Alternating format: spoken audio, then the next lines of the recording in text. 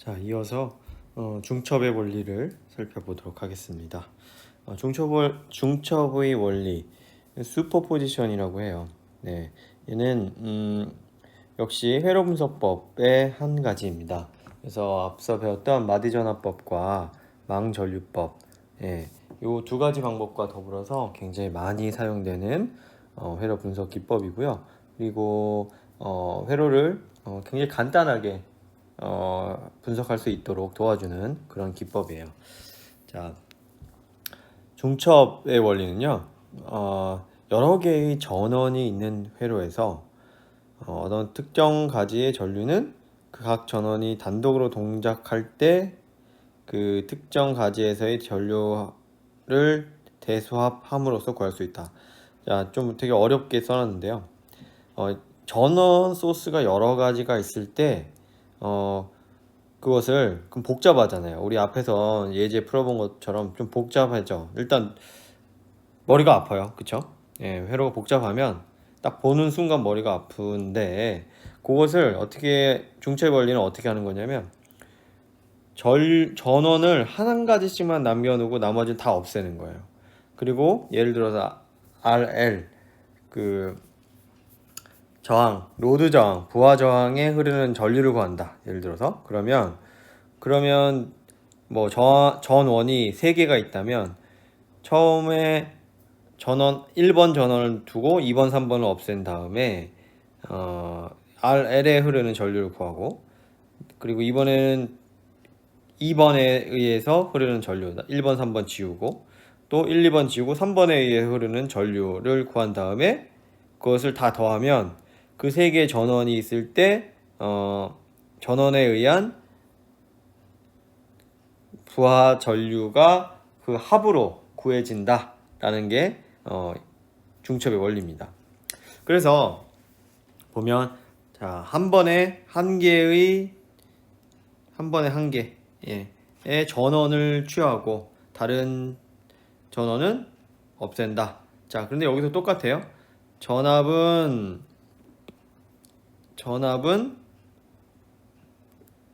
단락시키고요. 그 다음에 전류는 개방시키는 거예요. 예. 앞에 우리 테브닌, 노턴과 똑같습니다. 그렇죠? 예. 그리고 회로에 전원이 한 개만 있는 것을 생각하고 내가 원하는 브랜치 거기에서의 전류를 구한 다음에 전압이나 그런 다음에 다른 전원을 교차로 없애고 만들어 놓고 원래대로 돌려놓고 이 단계를 계속 반복하는 거예요. 그래서 그 우리가 구하고자 하는 가지 그 전류에서의 실제 전류를 구하려면은 각 개별 전원에 각각의 전원에 의해서 구한 전류값을 대수적으로 합하면 거기에서 흐르는 전체 전류를 우리가 원래 회로에서 흐르는 전류를 구할 수 있다라는 의미입니다. 자, 회로들을 보면서 생각을 해볼게요. 자, 중첩의 원리는 선형 회로에서만 성립을 합니다. 선형 회로라고 하면 그 소자 자체가 다 선형성을 가진 소자들로 이루어진 경우를 이야기하죠. 보통 이제 저항으로 이루어진 이런 회로들, 그런 것들은 중첩의 원리에 의해서 우리가 쉽게 간소화해서 간편하게 해서 구할 수가 있습니다. 네, 한번 살펴볼게요. 자, 선형 소자는 뭐 저항뿐만 아니라 커패시터, 인덕터 이런 것들도 선형 소자죠. 네. 자, 중첩의 원리 한번 살펴볼게요. 첫 번째 지금 A번 회로가 있어요. 이게 원래 회로예요. 보니까 V1이 전원 소스가 2개가 있네요. 그리고 저항이 하나가 있어요. 그렇죠? 자, 그러면 이거 V1에 대한 거와 V2의 영향이 합쳐져서 I로 나타날 거잖아요. 어디가 얼마큼 크든 간에 이렇게 해서 결과적으로는 이게 조합이 돼서 하나의 전류가 흐를 텐데, 자, 이것을 계산하려면 자, 뭐 V1에서 흐르는 전류와 뭐 예를 들면 여기는 하나의 루프니까 뭐 어디 KVL 돌려주면 그 전체 해가지고 대사 구할 수 있잖아요. 그쵸? 자, 그런데 얘 중첩의 원리를 이용하면 자, 전화번은 단락시키고 전류원을 개방한다고 했어요. 지금 전화번이니까 자, 한 V1을 남기고 V2를 이렇게 자, 얘를 없애고 이렇게 예. 얘를 없애고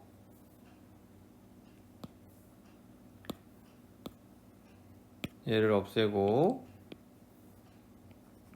자, 이렇게 없애고 이렇게 긋고요. 그래서 이렇게 단락을 시키고요. 그게 이제 첫 번째죠. 요거. 그 다음에 자, 어떻게 해요? 그 다음에 두 번째는 V1을 V1을 지워요. 그쵸? 전원이니까 개방하고 자, 이번에는 여기를 단락시켜요. 그래서 자, 그래서 여기에 흐르는 I를 구하고 우리가 구하는 게 I니까 I를 구하고 그쵸? I를 구하고 또 I2를 구해서 두 개를 더하면 우리가 구하는 I를 구할 수 있다 라는 거죠. 그러면 회로가 지금 첫 번째 회로 같은 경우 요 회로 같은 경우에는 그냥 I는 R분의 V잖아요. 그쵸? 그냥 R분의 V1 이쪽은 R분의 V2 그래서 각각 더해주면 끝나는 거죠. 굉장히 간단해지죠. 회로 분석하기. 자, 두 번째 이거 밑에 있는 회로 한번 볼게요. 자, 회로가 전류원과 전화번이 이렇게 되어 있어요. 이거 좀 한 번에 여러분들 아직 익숙하지 나중에는 잘 알게 되겠지만 아직은 익숙하지 않아서 좀 당황스러울 수 있어요. 이런 회로를 분석해라. 지금 3ohm에 흐르는 전류를 구하여라 라는 거죠. 지금 여기 이렇게. 네. 그러면 이거 중첩의 원리를 쓰면 다 선형소자니까 일단 전화번에 대한 걸 보겠다. 그러면 전류원을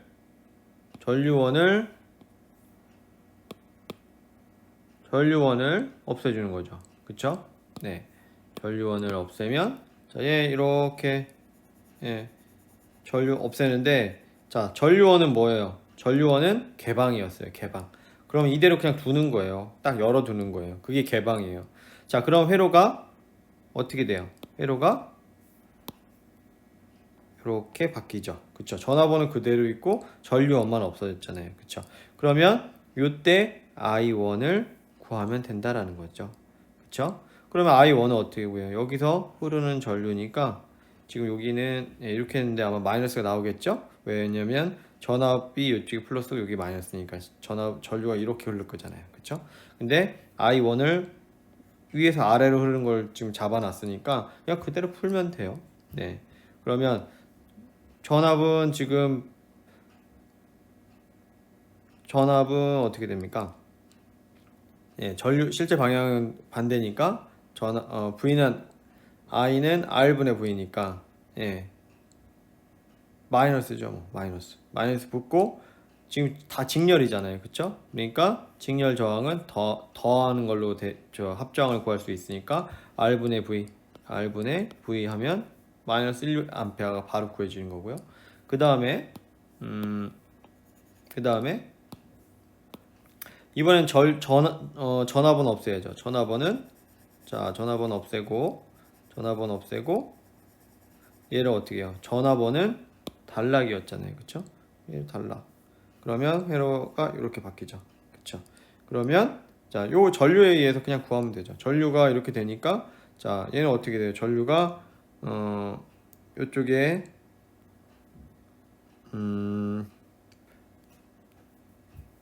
여기 전류 하나 흐르고 여기 전류 하나 흐르잖아요. 그쵸? 그러니까 얘는 요 회로는 또 어떻게 바꿀 수가 있어요?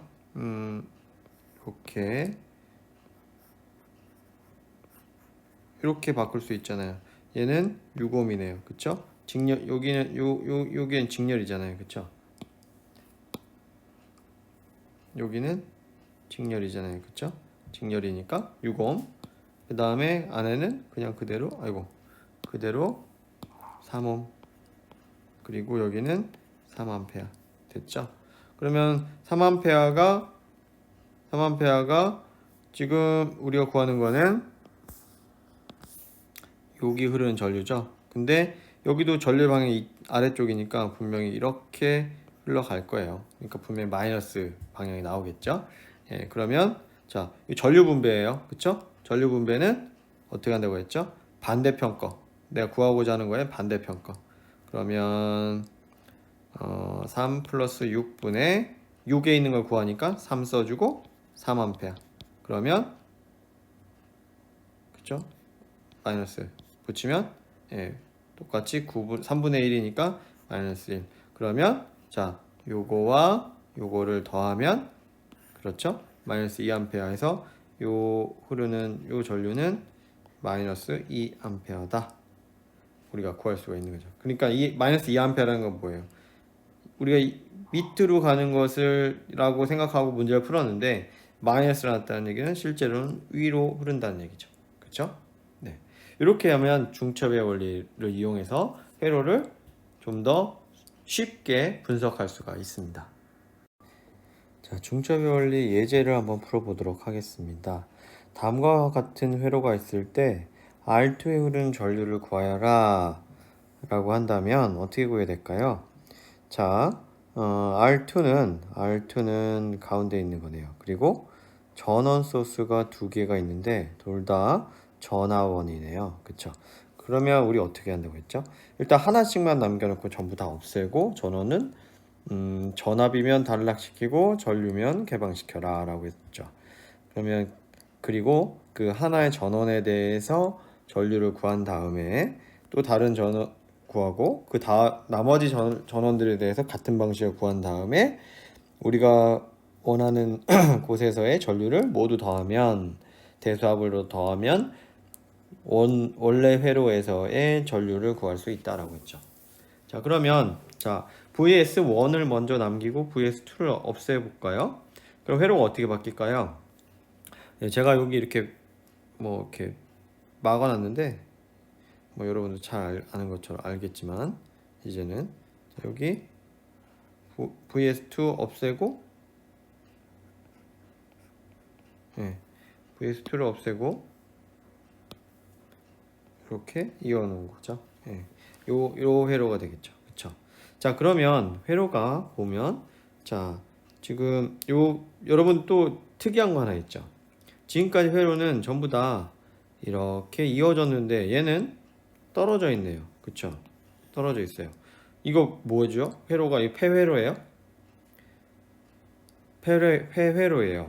자, 왜냐면 자, 여기 밑에 있는 게 이게 뭐예요? 접지죠. 접지예요. 접지는 뭐예요? 그라운드예요. 여러분들 옛날에 물리 시간에 배웠지만 지난 학기 아마 배웠을 건데 가장 큰 접지는 지구입니다. 지구. 예. 그래서 이 접지를 그라운드라고 해요. 그라운드라고 하고요. 그 다음에 진짜 땅에 꼽는 접지가 있어요. 우리 건물 같은 데 보면 벼락을 딱 맞으면 그쵸? 빌딩이 이렇게 있으면 벼락을 딱 맞으면 어디로 오냐면 건물에는 다 피레침이 있죠. 이렇게. 그쵸? 예, 그러면 벼락이 땅 칠 때 어디로 떨어지게 되냐면 이쪽으로 유도가 돼서 이렇게 떨어지죠. 그러면 피레침이 맞으면 피레침은 아주 그냥 힘이 센 애예요. 벼락을 맞아도 괜찮아요. 그게 아니라 여기에 전선이 이렇게 연결돼서 어디로 연결되냐면 땅으로 딱 꽂혀져 있어요. 그래서 벼락이 땅 꽂히면 피레침에 맞으면 얘가 이렇게 와서 피레침을 타고 전류로 쭉 흘러버리는 거예요. 그럼 얘가 수천 볼트, 수만 볼트 이렇게 되잖아요. 근데 지구는 그것을 다 받을 만큼 용량이 커요. 그래서 어스에 꽂으면 어스라고 하는데요. 접지를 그라운드에 꽂으면 굉장히 안전하게 접지를 가져갈 수 있어요. 자, 그런데 보니까 여기 접지죠. 네, 여기 접지예요. 그리고 여기도 접지네요. 그럼 여기도 접지네요. 그럼 땅에 만약에 예를 들어서 건물이 하나 더 있어요. 피레침 이렇게 얘가 이렇게 접지 꽂혀져 있어요. 그럼 얘하고 이어져 있는 걸까요? 안 이어진 걸까요? 똑같이 여기 0V잖아요. 그쵸? 그러면 이어진 거나 마찬가지죠. 그쵸? 그래서 회로를 이렇게 그려놔도 얘는 이렇게 이어진 거나 마찬가지예요. 예. 왜? 여기 뭐 들어와서 뭐 0이니까 땅을 통해서 간다고 생각하면 됩니다. 이거 회로 그리는 사람이 에이, 좀 게을러서 선 하나 덜 그렸구나 이렇게 생각하시면 편하게 생각하시면 될 것 같아요. 그래서 또 기호 중에 예전에 나왔죠. 이것도 접지고요. 그 다음에 지금 이것도 접지고요. 이것도 접지입니다. 예. 그래서 요거는 어스 그라운드고요. 어스 그라운드. 얘는 신호 그라운드. 그 다음에 얘는 셰시 그라운드. 예. 그래서 1번 같은 경우는 그 회로에서의 접지. 근데 얘는 밖에 나가면 0이 아닐 수도 있어요. 예. 그리고 지금 요거는 두 번째 거는 완전히 0. 예. 기준이 되는 0 치고 세 번째는 셰시 그라운드는 어떤 회로가 있으면 어딘가에 설치가 되잖아요. 그러면 그 프레임에 물린다는 표시예요. 그래서 그쪽 셰시, 예, 그 그라운드거든요. 그렇지만 어쨌든 우리가 할 때는 전부 다 0으로 보면 되겠습니다. 자, 그래서 이 회로를 보면 이렇게 돼 있죠. 결국은 이렇게 하는 거죠. 첫 번째로. 그러면 회로가 지금 우리가 구하는 거 I2잖아요. 그쵸? 근데 얘는 요 노드를 통해서 나오는 거죠. 병렬이죠. 그쵸? 그러면 전류가 이렇게 들어가서 나온다라는 거죠. 그러면 이때 앞 들어간 전류를 IT, 그다음에 얘를 R3 쪽을 I1. 그러면 IT는 I1 더하기 I2가 되겠죠. 그쵸? 예. 그러면 우리가 이거 I2 구하려면 저항이니까 전류 분배 똑같이 하면 되네요. 그쵸? 그러면 전류 분배 어떻게 해요?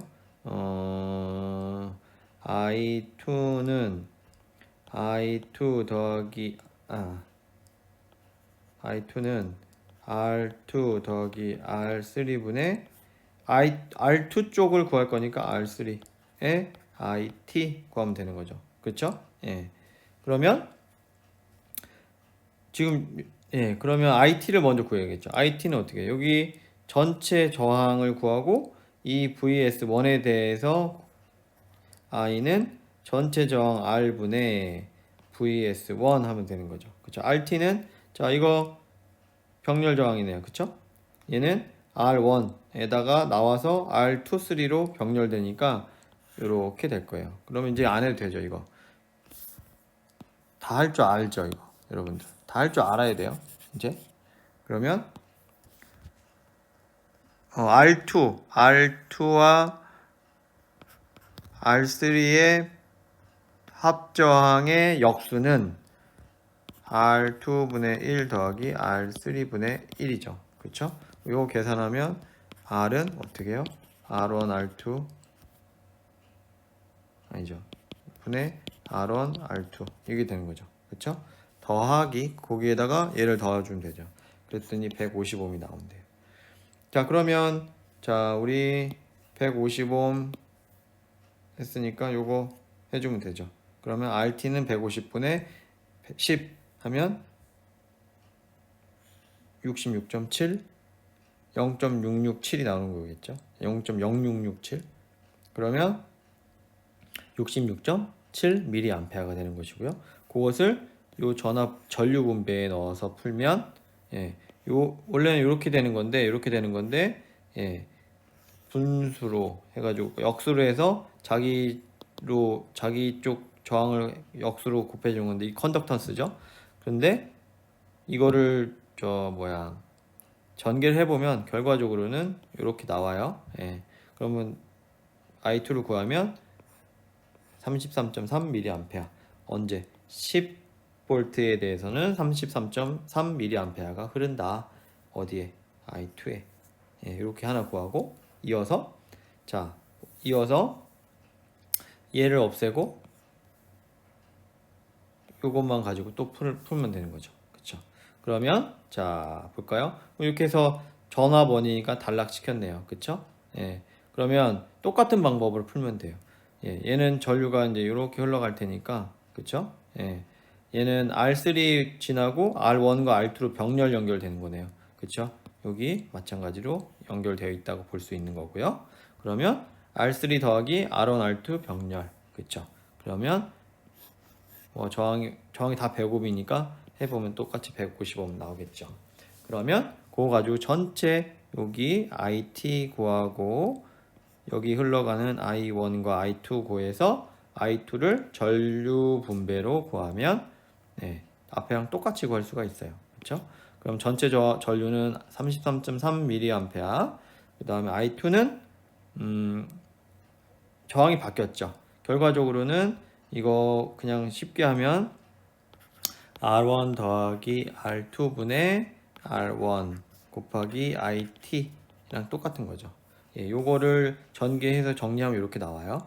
예, 그러면 했더니 답이 얼마가 나오냐면 16.7mA 나온대요. 그러면 아까 VS1에 대한 거가 33.3mA 나왔죠. 그리고 VS2에 대한 게 16.7mA 나왔으니까 원래 그 전체 원래 회로에서의 I2는 요거 두 개 더하면 50mA로 우리가 구해진다 라는 것을 알 수가 있습니다.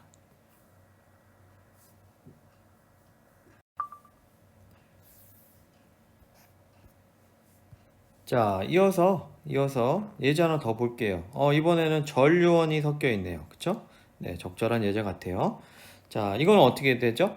전화번호 우리 단락이었고요. 전류원은 개방이었어요. 그렇죠? 그러면 자, 요거 어떻게 돼요? 전류원 그냥 개방일 거예요. 얘 그냥 없애버리면. 그쵸? 그러면 전화번호에 대해서 먼저 풀면 그냥 요 회로만 되겠네요. 그쵸? 저쪽은 아무것도 없으니까. 그럼 I2는 전체 저항이 R1 더하기 R2 직렬이잖아요. 그쵸? 그러니까 320분의 10 그러면 딱 V 전화번호에 의한 전류 I2는 31.2mA로 바로 나오죠. 자, 그러면 이번엔 전류원에 대한 거 구하면 되죠. 그럼 전압은 날리고 어떻게 단락시키면 되죠. 자, 그러면 전류원이니까 얘는 더 쉬워요. 그냥 전류가 간다고 생각하면 되니까 전류 IT를 이미 그냥 주어진 거나 마찬가지예요. 그쵸? 그러면 I2는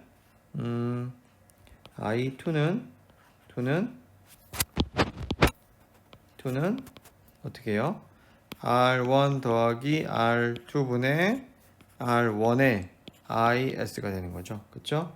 그러면 얘는 얼마인가요?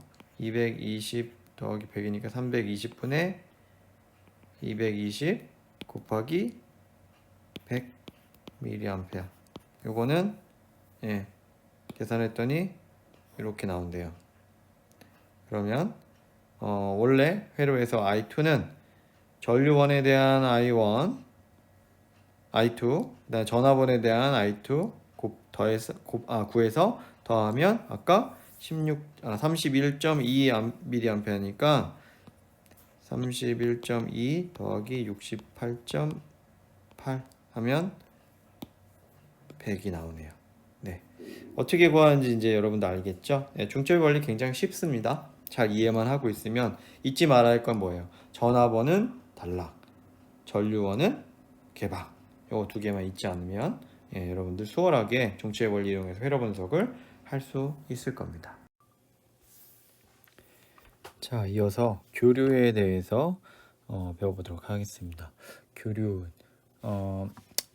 그 전기 전자 회로를 이루는 전원 소스 중에 하나죠. 네, 우리가 지금까지는 이제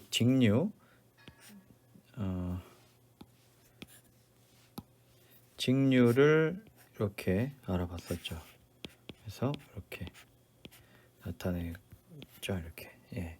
근데 교류는 alternating current 해서 전류가 이렇게 혹은 전압이 계속 변하는 거. 을 교류라고 합니다. 네. 전압의 극성이 교차되는 것을 우리가 그 교류라고 하고요. 대부분의 우리 산업 현장이나 가정에서 쓰는 게 다 교류죠. 우리 220V 220V는 교류 전압이죠. 그렇죠? 220V. 예. 자, 우리 220V 교류를 쓰죠. 근데 실제로 교류는 우리 그냥 220은 지금 정해져 있는 고정 전압을 이야기를 하잖아요. 그쵸? 근데 교류는 지금 얘기한 것처럼 전압이 변동이 자유로워요. 그러니까 왔다 갔다 왔다 갔다 하는 거예요. 그쵸?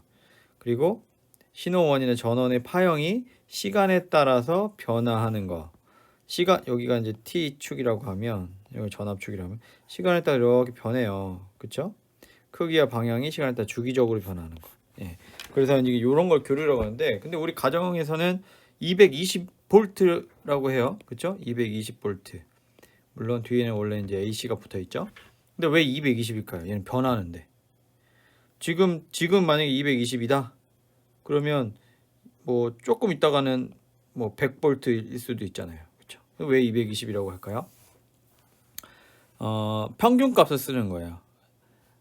이제 루트 민 스퀘어 평균이라고, 루트 민 스퀘어 값을 쓰는 건데요. RMS 평균이라고, 이게 뭐냐면, 자, 사실은, 자, 얘를, 우리 교류를 실제로 멀티미터로 찍어보면, 이렇게 됐을 때, 최고 전압은 얼마냐면 220이 아니고 312V 정도 됩니다. 마이너스 312V. 네. 근데 왜 우리는 220V라고 할까요? 자, 얘는 312V의 에너지가 DC로 바꾸면 약 220V 정도 되는 DC와 같은 에너지를 가진다라고 해서 220V. RMS 루트 민 스퀘어 값을 써요. 예.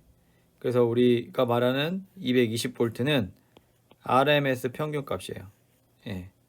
그래서 실제 이 주기, 이 교류의 크기로 보면 312V, 마이너스 312V를 왔다 갔다 합니다.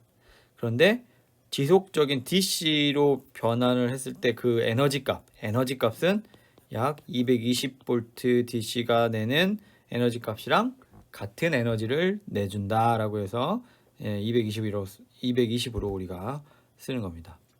예, 요거 이렇게 계산되는 방법은 루트 2로 나눠주면 돼요. 루트 2. 예. 요거 하면 얘는 1.414분의 31인데요. 얘는 220 정도 나올 거예요. 예. 반대로 원래 크기로 가려고 하면 220을 에다가 1.414를 곱해줘야죠. 루트 2를. 그쵸? 예. 그래서 우리가 그 220V라고 부르는 교류 값은 얘가 교류는 시간에 따라서 변하는데 왜 우리는 DC 값을 이름으로 부를까? 그거는 교류니까 시간에 따라 변하지만 그것을 에너지 측면에서 봤을 때는 DC 220V 정도의 에너지를 갖고 있는 전원이구나. 그래서 220이라고 부르는구나 라고 알아두면 되겠습니다. 그리고 그것은 얘는 RMS 평균이기 때문에 루트 2로 나눠주면 그 DC 평균을 구할 수가 있겠구나. 이렇게도 알아주시면 되겠습니다. 자, 교류회로. 자, 우리가 주로 많이 사용하는 보통 일반적으로 얘기하는 교류는 시간에 따라서 이렇게 변하는 거죠. 이거 뭐예요? 사인이에요. 사인파. 예. 근데 사인파를 우리가 우리말로 정현파라고 합니다. 뭐 물론 한자어겠죠? 정현파. 예.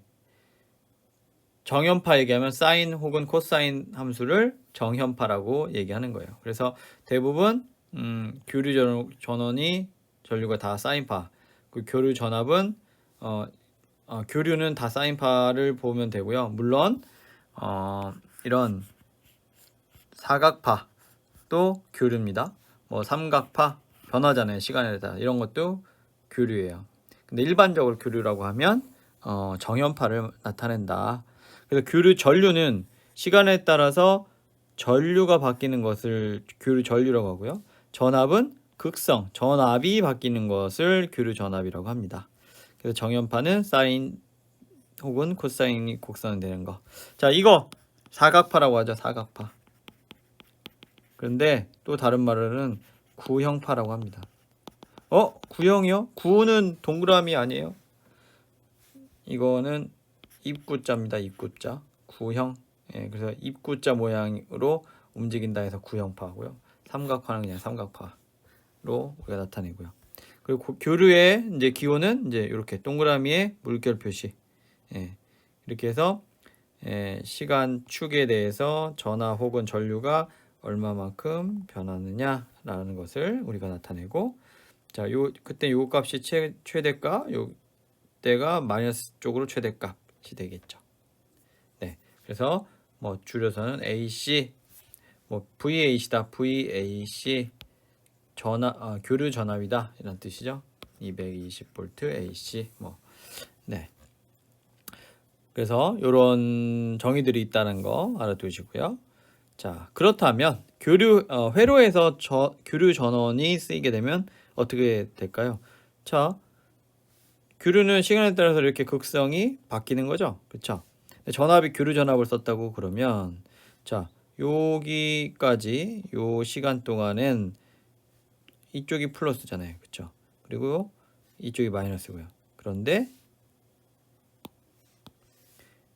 요 시간 동안은 아래쪽이 플러스고 여기 마이너스죠. 그렇겠죠? 위쪽이 항상 마이너스죠. 저쪽에서는. 그래서 전류의 방향이 요 앞에 반주기 때는 시계 방향으로 이렇게 돌고요. 밑에 반주기 동안은 반시계 방향으로 이렇게 돕니다. 예. 그것이 교류 신호의 특징이에요. 예. 자, 그리고 또 교류 신호는 시간의 함수예요. 그렇기 때문에 중요한 개념이 있어요. 시간이에요, 시간. 자, 요렇게 처음에 이제 시작해서 다시 한 바퀴를 돌아서 다시 제자리에 오는 거. 요것을 우리가 한 주기라고 합니다. 영어로는 period, 기호로는 t라고 부르죠. 그리고 그것을 한 사이클이라고 해요. 그래서 두 번 주기가 두 번 왔다 갔다 한 걸 두 번째 사이클, 세 번째 사이클. 예, 이렇게 합니다. 그래서 교류 정연파의 주기는 t로 나타내고 얘는 시간이에요. 자, 예를 들어서 우리 상용 전원은 220V 우리 쓰는 VAC는 얘는 한 주기가 얼마나 될까요? 이거 주파수 몇 헤르츠짜리예요? 우리 60헤르츠죠. 예, 60헤르츠. 우리 배웠죠? 예, 헤르츠. 뭐예요? 여기 한번 1초에 이게 몇 번 진동 왔다 갔다 하는지가 이제 주파수잖아요. 그렇죠? 근데 주기는 한 번 왔다 갔다 하는데 걸리는 시간이에요. 그러니까 얘는 뭐예요? 60 레볼루션 퍼 세컨드인데 한 주기는 1초에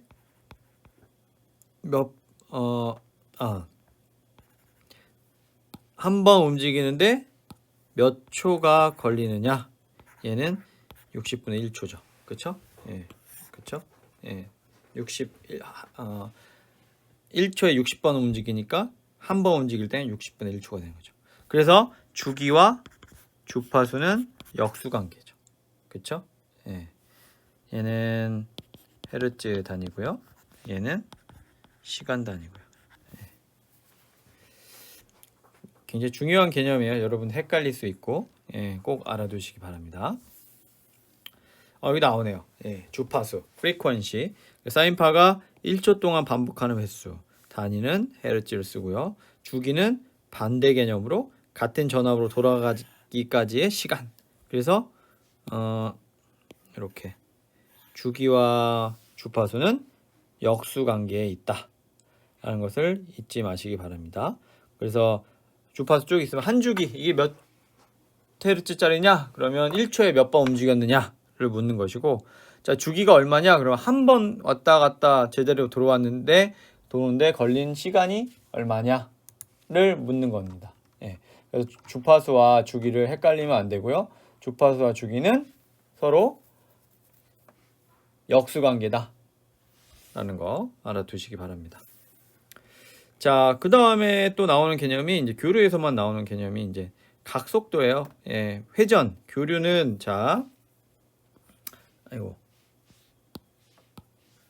교류는 이렇게 움직이는 거잖아요. 그쵸?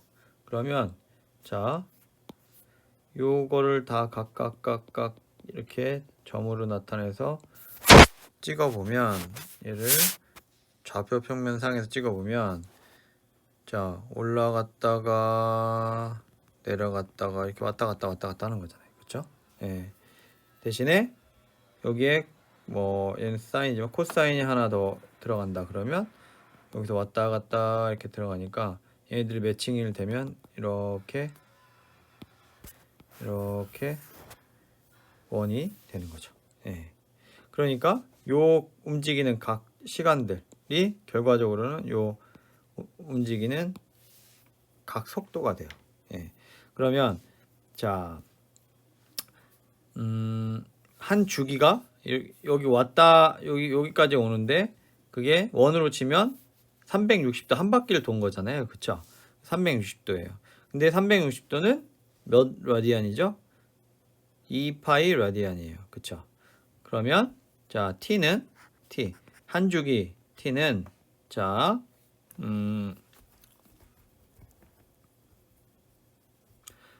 한 주기 t는 한 주기는 한 바퀴를 얼마만큼 빠른 속도로 도느냐. 그리고 그럼 되죠. 얘는 라디안, 2파이 라디안이 한 바퀴고 걔를 도는 속도가 여기가 라디안 퍼 세컨드니까 결국은 세컨드가 되는 거죠. 그렇죠? 예. 그래서 한 주기는 뭐 이렇게 나타낼 수가 있고, 주파수와 각속도는 자, F는 T분의 1이잖아요. 그쵸? 근데 T는 2파이, 오메가분의 2파이니까 T분의 1은 2파이분의 오메가가 돼요. 그러니까 오메가는 2파이 F라는 또 식이 하나 나오게 됩니다. 이것도 거의 외우다시피 알고 있어야 되는 식 중에 하나입니다. 여러분들. 네, 꼭 알아두시기 바랍니다. 요 식어고요. 네, 요 식. 네. 그리고 전압 같은 경우에는 자, 교류 전압 같은 경우에는 얘가 이렇게 움직이잖아요. 그렇죠? 요 사인을 사인 세타라고 했을 때, 자, 요때의 그 최대값이 VM이라고 하면 요 사인 웨이브는 VM이 개수인 사인 함수죠. 예. 그러면 자, VM의 사인 세타는 VM의 사인 오메가 t로 나타낼 수가 있고요. 그쵸? 각도는 각 각의 각도 라디안 퍼 세컨드니까 거기다 t를 시간을 곱하면 각이 나오잖아요. 그럼 세타고, 예, 그래서 오메가 t가 되는 거고요. 오메가는 2파이 f니까 또 다시 얘는 VM의 사인 2파이 f t가 되는 것이고, 또 얘는 VM의 사인 t분의 2파이 t가 되는 거죠. 그쵸? 예, 이렇게도 다 바꿔 쓸 수가 있습니다. 여러분들 저거를 알면 이렇게 다 변환이 가능해야 되겠죠. 네. 자, 교류 회로를 우리가 구성하는 용어들이 좀 있어요. 예를 들면 최대값은 0을 기준으로 해서 양 또는 음의 최대가 되는 값을 말합니다. 그래서 우리가 피크 값이라고 얘기를 해요. 최대값을. 예, 그리고 요거 0에서 요거, 예, 요거를 우리가 뭐라고 하냐면 이 사인파의 크기 혹은 매그니튜드라고 합니다. 예, 이거 헷갈리니까 잘 알아두세요. 그리고 최대 최소값, 뭐 이것도 되게 많이 얘기하는데요. 픽 투 픽이라고 해요. 그래서 얘는 최대값은 V 피크 값, VP라고 하고요. 픽 투 픽은 VPP로 나타내요. PP는 뭐냐면 최소 값에서 최대 값까지. 예. 그러면 VPP 12V다 라고 하면 어떻게 돼요? 얘는 마이너스 6에서 6까지 라는 얘기죠. 전체가 12라는 얘기니까. 그럼 매그니트 크기가 12다 그러면 요게 12라는 얘기죠. 그쵸? 그러니까 VPP는 EVP와 같죠. 그쵸? 예. 그래서 피크 값 개념과 픽 투 픽 개념을 이렇게 자, 헷갈리지 말고 알아두시면 좋겠습니다. 이게 이제 그 전자회로 실습 때 이제 아날로그 회로 실습 때 나오는데요. 여러분들 굉장히 많이 헷갈려 해요. 그러니까 지금 1학년 때 이 메카교련에서 배우는 기초 이론들은 뒤에 계속 이제 베이스로 쓰이게 됩니다. 그래서 그런 것들 좀 기억을 좀 해두셨으면 좋겠어요. 그러면 이제 올라가서 2학년 이후에 여러분들이 뭐 수업을 듣는데 그래도 조금 더 당황하지 않고 수업을 따라갈 수 있을 겁니다. 자, 뭐 순시값 이거는 뭐 순간값이에요. 예, 순간값 순시니까 예, 순간 어떤 시간 t에서의 값을 얘기하고요. 뭐 예를 들면 vm의 sin 오메가 t다. 그러면 뭐 t가 예를 들어서 뭐 2초일 때 그러면 대입하면은 나오는 값. 그럴 때 값을 순시값이라고 얘기하고요. 시료값, RMS 값 아까 얘기했죠. 루트 민 스퀘어 값. 교류의 크기를 교류와 동일한 일을 하는 직류의 크기로 바꿔 나타낸 값. 자, 어떻게 해요? 루트 2로 나눠줍니다. 전류도 마찬가지예요. 루트 2로 나눠줘요. 그러니까 최대 값은 여기지만 얘의 실제 직류로 바꿨을 때 에너지 값은 요만큼이다. 이러는 거죠. 그쵸? 예. 아까 했으니까 이 정도로 하고 넘어가도록 하겠습니다. 뭐 실효값 뭐 조금 더 하게 되면 v 루트 2분의 1은 루트 2는 1.414잖아요. 그쵸? 예. 얘를 이렇게 나눠주면 0.707이에요. 예. 그래서 0.707을 곱해주면 바로 RMS 값을 구할 수 있다. 예. 라는 것이죠. 그리고 원래 값을 구하려면 1.414를 곱해주면 원래 값을 구할 수 있다. 예. 주로 우리가 교류 값을 나타낼 때는 RMS 값으로 나타냅니다. 네. 자, 평균 값은 뭐 한 사이클.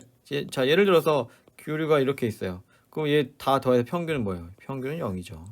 여기 값과 여기 값이 같잖아요. 그러니까 0인데 보통 2분의 1 반을 해서 취하면 그것을 이제 교류의 평균으로 나타내기도 해요. 네.